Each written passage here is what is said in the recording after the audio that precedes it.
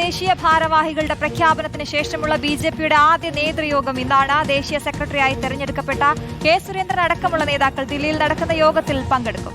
വന്ദേമാതരം വിവാദത്തിൽ പ്രതിപക്ഷത്തിനെതിരെ പ്രചാരണം ശക്തമാക്കാൻ യോഗത്തിൽ തീരുമാനമായേക്കും. സംസ്ഥാനത്തെ തെരഞ്ഞെടുപ്പ് ഫണ്ട് അട്ടിമറിയും കേന്ദ്രമന്ത്രിസഭാ പുനഃസംഘടനയും യോഗത്തിൽ ചർച്ചയായേക്കും.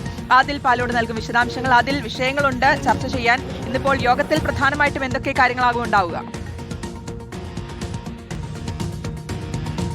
പ്രധാനമായും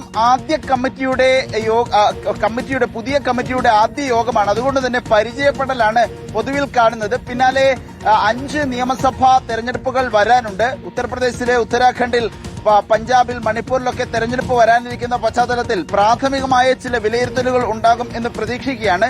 ചില ചുമതലകളും നിശ്ചയിച്ചു കൊടുക്കും എന്നുള്ളതാണ് അജണ്ടയിൽ കാണുന്നത്. ഒരുപക്ഷെ കേരളത്തിലെ തെരഞ്ഞെടുപ്പ് ഫണ്ട് അട്ടിമറി അടക്കമുള്ള കാര്യങ്ങൾ മറ്റ് ചർച്ചകളിലേക്ക് വന്നേക്കാം എന്നുള്ള സൂചനകളും ലഭ്യമാകുന്നുണ്ട്. കേരളത്തിൽ നിന്ന് 2 പേരാണ് പുതിയ കമ്മിറ്റിയിലുള്ളത്. ബിജെപിയുടെ ദേശീയ ഭാരവാഹിത്വത്തിൽ ഉള്ളത്. കെ സുരേന്ദ്രന്റെ എൻട്രിയാണ് പ്രധാനം. കെ സുരേന്ദ്രൻ ദേശീയ സെക്രട്ടറിയായി നിയമിതരായിട്ടുണ്ട്. ഒപ്പം നേരത്തെ ദേശീയ സെക്രട്ടറി ആയിരുന്ന അനിൽ ആന്റണിക്ക് തുടരാനുള്ള അനുവാദവുമുണ്ട്. തുടരാനും നിശ്ചയിച്ചിട്ടുണ്ടായിരുന്നു. അങ്ങനെ 2 പേരും ദില്ലിയിലുണ്ട്. കെ സുരേന്ദ്രൻ ഇന്നലെ തന്നെ ദില്ലിയിൽ എത്തിച്ചേർന്നിരുന്നു. ഏതായാലും യോഗം ചേരുന്നു. പുതിയ തെരഞ്ഞെടുപ്പുകൾ വരുന്ന പശ്ചാത്തലത്തിൽ എന്തൊക്കെ മുന്നൊരുക്കങ്ങൾ വേണം എന്നുള്ള ചർച്ച പ്രധാനമായും ഉണ്ടാകും എന്ന് പ്രതീക്ഷിക്കുന്നു. തെരഞ്ഞെടുപ്പ് ഫണ്ട് അട്ടിമറി ചിലപ്പോൾ ചർച്ചയിൽ വന്നേക്കാം എന്നാണ് നമുക്ക് പറയാനാകുന്നത്.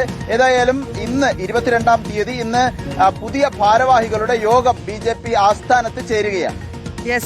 പ്രധാനമായിട്ടും മറ്റൊന്ന് ഇപ്പോൾ അതിൽ സൂചിപ്പിച്ചതായി തന്നെ ഈ സംസ്ഥാനത്തെ തെരഞ്ഞെടുപ്പ് ഫണ്ട് അട്ടിമറി അത് വലിയ വിവാദമായിരിക്കുന്ന വിഷയമാണ്. ഇന്നത്തെ ആദ്യ യോഗമാണ്. അപ്പോൾ അതിലൊരു ചർച്ചയിലേക്കൊക്കെ പോകാനുള്ള ഒരു സാധ്യത എത്രത്തോളം ഉണ്ട്? സാധ്യത വളരെ കുറവാണ് എന്ന ഈ ഘട്ടത്തിൽ നമുക്ക് പറയാൻ കഴിയും. പ്രത്യേകിച്ച് പുതിയൊരു കമ്മിറ്റി വരുന്നു, അതിന്റേതായ ചർച്ചകൾ നടക്കുന്നു. ഒരുപക്ഷെ ദേശീയ അധ്യക്ഷൻ നിതിൻ നബിൻ കേരളത്തിൽ നിന്നെത്തിയ നേതാക്കളുമായി ആശയവിനിമയം നടത്താനുള്ള സാധ്യതയുണ്ട് എന്ന് ഈ ഘട്ടത്തിൽ പറയാം. കൂടുതൽ ചർച്ചകളിലേക്ക് പോകാനുള്ള സാധ്യത കാണുന്നില്ല. ഓക്കെ, ആദിൽ പാലോടാണ് വിശദാംശങ്ങൾ നൽകിയത്.